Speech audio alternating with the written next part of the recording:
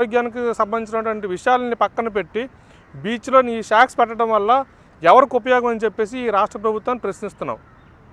మీరు చేసినటువంటి నిర్ణయం ఏదైతే ఉందో, ఎవరో సోషల్ మీడియా ఇన్ఫ్లుయెన్సర్లు తో మేము చెప్తే వాళ్ళు పోస్టులు చేస్తే దానివల్ల ఏంటంటే 5 లక్షల మంది లైకులు కొట్టి 5 లక్షల మంది పోస్టులు పెట్టి అందరూ కూడా బీచ్లోని మందు అమ్మాలని చెప్పేసి మీకు తెలియజేశారని చెప్పి ప్రజాప్రతినిధులు చెప్తున్నారు. వాళ్ళకందరికీ కూడా మేము అడుగుతుంది ఒకటే, ఇదే సోషల్ మీడియా ఇన్ఫ్లుయెన్సర్లు గతంలో బెట్టింగ్ యాప్లను కూడా ప్రమోట్ చేసి చాలామంది చనిపోవడానికి కారణం అయిన వాళ్ళు కూడా ఇదే సోషల్ మీడియా ఉన్నటువంటి ఇన్ఫ్లుయెన్సర్సే.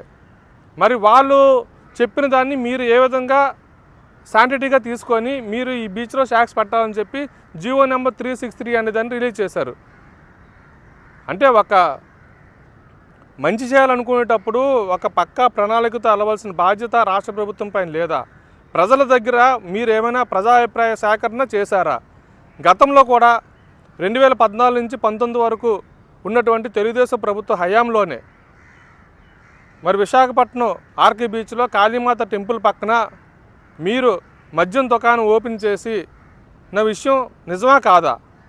అదేవిధంగా విశాఖపట్నం ఫిషింగ్ హార్బర్లో రష్యా నుంచి చీర్గర్స్ని తీసుకొని వచ్చి అక్కడ హ్యాచ్లు ఓపెన్ చేసి వాళ్ళతోని అర్ధనగ్నంగా డ్యాన్స్ వేయించిన విషయం నిజమా కాదా?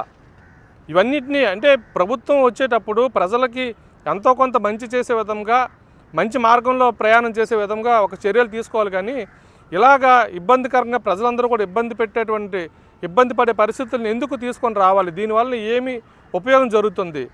టూరిజంని ప్రమోట్ చేయాలంటే రకరకాల మార్గాలు ఉన్నాయి కదా, అవన్నీ మానేసి ఇంత చక్కని వాతావరణం ఉన్నటువంటి విశాఖపట్నాన్ని పూర్తిగా పొల్యూట్ చేయడంలో మీరు ఎందుకు ఇటువంటి చర్యలు తీసుకుంటున్నారు? ఈ జీవో నెంబర్ 363ని రద్దు చేయాలని మేము డిమాండ్ చేస్తున్నాము. మీరు తీసుకున్న నిర్ణయం అయితే ప్రజలు ఆమోదయోగ్యం కానటువంటి నిర్ణయం మీరు తీసుకున్నారు. కాబట్టి రాష్ట్ర ప్రభుత్వము, ప్రజాప్రతినిధులు దీన్ని పూర్తిగా ఆలోచన చేయండి. మీరు ఏదైతే పైలట్ ప్రాజెక్ట్ అంటున్నారో దీన్ని పర్మనెంట్ చేద్దాం అనుకుంటున్నారు. మరి మీరు బాపట్ల జిల్లా కృష్ణలో అక్కడ కావచ్చు, లేదంటే కనుక విశాఖపట్నంలో కావచ్చు, మీరు ఎక్కడ చేసినా సరే ప్రజలకు ఇబ్బంది కలిగించే పరిస్థితులు చేసేటప్పుడు ప్రజల నుంచి తీవ్రమైన వ్యతిరేకత వస్తుంది.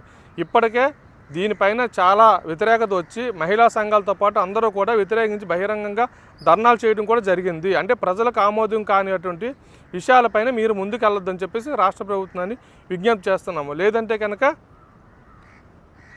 న్యాయస్థానాల